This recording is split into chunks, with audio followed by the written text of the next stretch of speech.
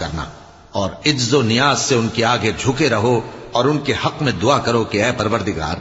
جیسا انہوں نے مجھے بچپن میں شفقت سے پرورش کیا ہے، تو بھی ان کے حال پر رحمت فرما۔ جو کچھ تمہارے دلوں میں ہے تمہارا پروردگار اس سے بخوبی واقف ہے۔ اگر تم نیک ہوگے تو وہ رجوع لانے والوں کو بخش دینے والا ہے، اور رشتہ داروں اور محتاجوں اور مسافروں کو ان کا حق ادا کرو، اور فضول خرچی سے مال نہ اڑاؤ،